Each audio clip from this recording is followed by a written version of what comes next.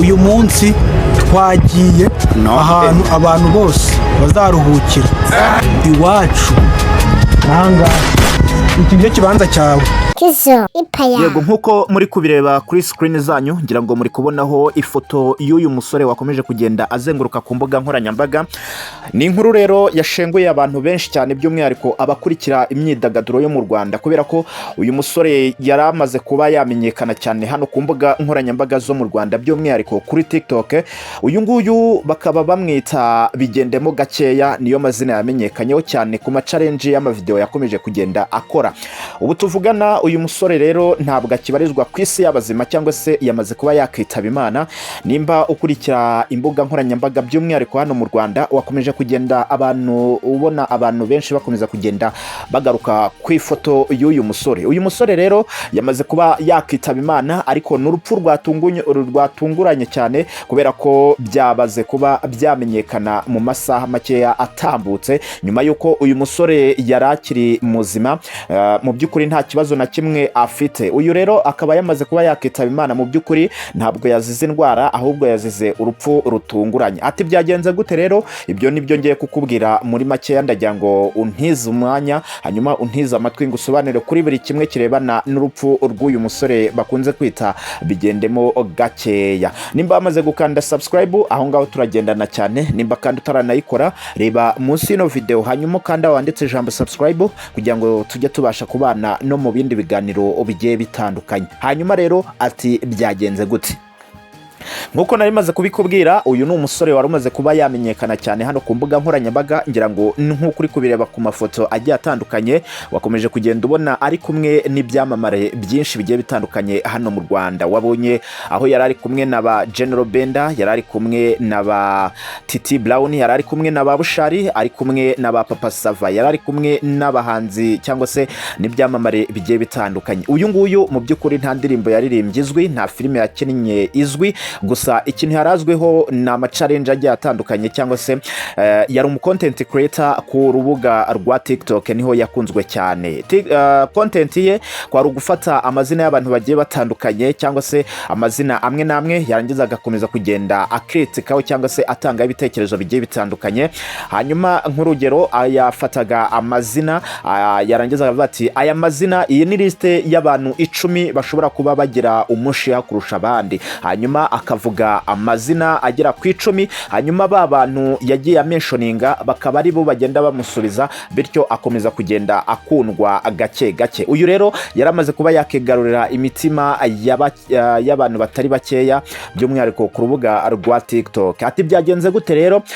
Ku itariki 18 z'ukwezi kwa karindwi umwaka wa 2025, uyu musore n'ubundi yari ari muzima, nta kibazo na kimwe afite nk'ibisanzwe. Uyu n'ubundi dore ko yarasanzwe n'ubundi akora akazi ko guhostinga mu tubari. Ngira ngo nkuko nabibasobanurira, akazi ko guhostinga ni akazi kamaze kwigarurira abantu benshi cyane, by'umwihariko abakoresha imbuga nkoranyambaga. Ubundi turabizi ko iyo ufite imbuga nkoranyambaga zikurikirwa cyane, icyo gihe no kuba wabona akazi ko guhostinga cyangwa se kuba wakamamaza akabari ni ibintu bishobora kuza kuba byakoroha, kubera ko nababwiye ko akazi ko guhostinga ni kwa kundi ushobora kuba ukurikirwa n'abantu, hanyuma wowe ukajya kwaka akazi mu kabari kugira ngo ube wabwira abo bantu ako kabari uri buze kuza kuba wahostingamo, hanyuma ba bantu bagukurikira bakaza kuhagusanga. Uyu musore rero biri mu byo nawe yakoraga. Byumvikane ko rero yahuraga n'ubundi n'urubyiruko rwa enjoying, cyangwa se urubyiruko rukunda ibintu byo kuryoshya.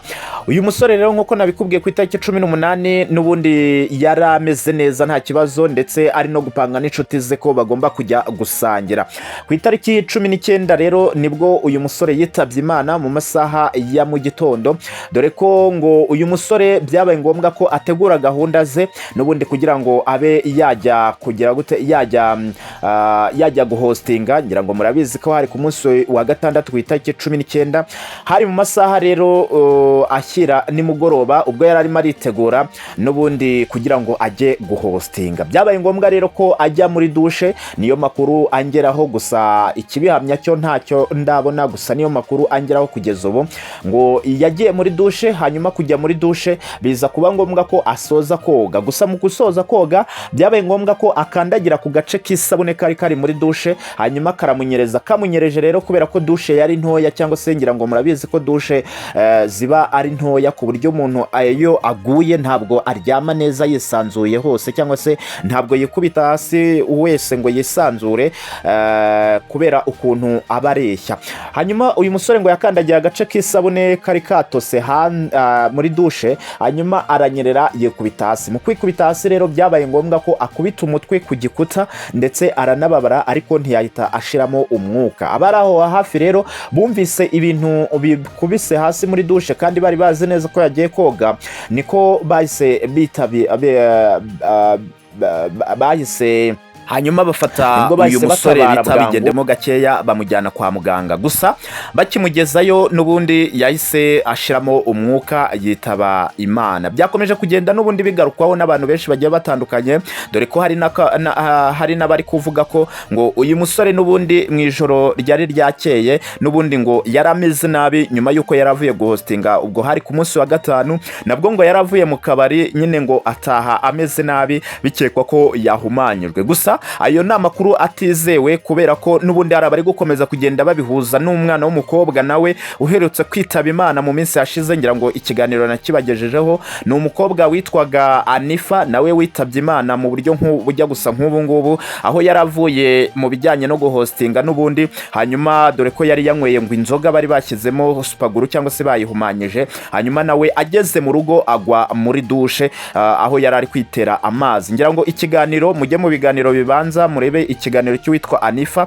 nawe yitabye Imana mu buryo nk'ubu ngubu. Hari abari kubihuza rero n'uyu musore bita Bigendemo Gakeya, nawe bari kuvuga ko ngo impamvu yaguye muri douche ngo nuko ngo mbere yaho yari yabanje kunywa ibisindisha, cyangwa se yari yahuye n'ubundi n'inshuti ze, hanyuma bahumanya icyo kunywa yari ari kunywa, hanyuma agiye ngo muri douche nabwo agwamo. Gusa amakuru angeraho aturuka muri bamwe mu nshuti ze za hafi, nariya nakubwiye mbere yuko ngo yari ari muri douche ari koga, hanyuma akandagira agace k'isabune gatose, hanyuma aranyerera yikubita hasi. Gusa ntabwo yahise ashiramo umwuka, byabaye ngombwa ko bamujyana kwa muganga. Mu kumujyana kwa muganga rero n'ubundi bamugejejeyo yarembye cyane, hanyuma ahita ashiramo umwuka. Uyu musore yapfuye ku itariki 19 z'ukwezi kwa karindwi umwaka w'ibihumbi 2025. Uyu nguyu yari afite urubuga rwa TikTok rukurikirwa n'abantu barenga 68,000. Birumvikana ko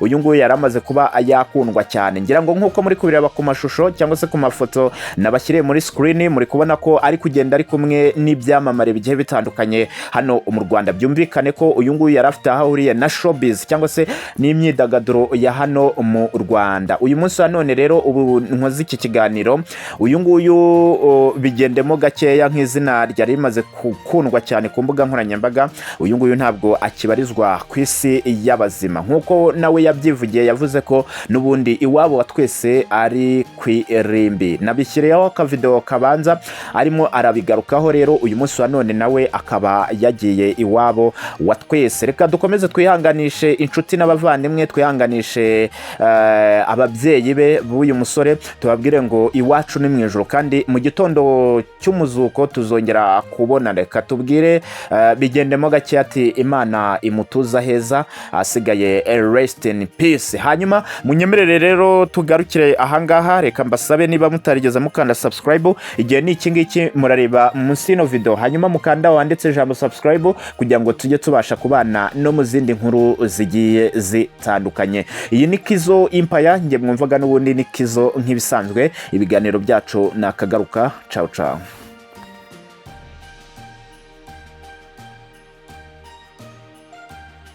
Kizo Empire.